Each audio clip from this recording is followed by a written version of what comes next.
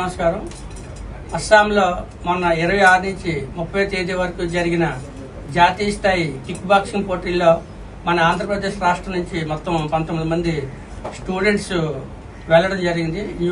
New kick boxing association of Andhra Pradesh అధ్యక్షులు గంటా నూకరాజు గారు, అదేవిధంగా ప్రేమ్ గారు, మిగతా మాస్టర్స్ అంతా కలిసి, కోచెస్, రెఫరీస్, జడ్జెస్ అంతా, టీమ్ మేనేజర్ అందరూ కలిసి వెళ్లారు.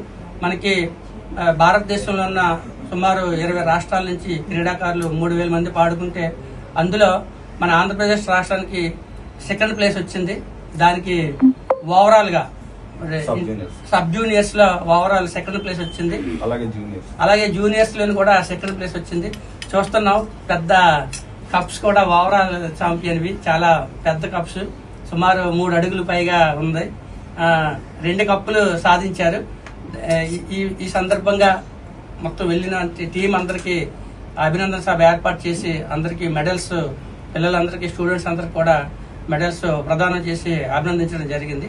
ఈ కార్యక్రమంలో వర్మ గారు, సన్నీ గారు,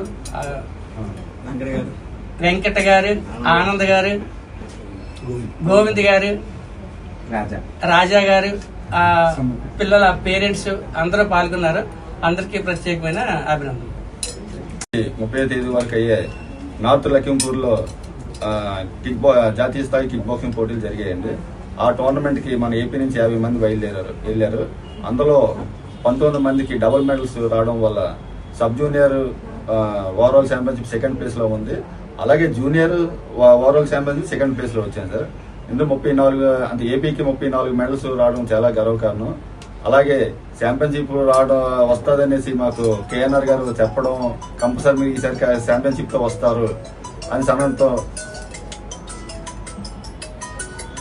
చెప్పడంతో మాకు ఈ రోజు ఓవరాల్ ఛాంపియన్షిప్ తో పక్కాగా వచ్చామండి. వచ్చిన వెంటనే మా కేఎన్ఆర్ గారిని మాకు ఎప్పుడు మాకు ముందుండి మన ప్రతి దానికి మనకు సపోర్ట్ చేస్తుంటారు.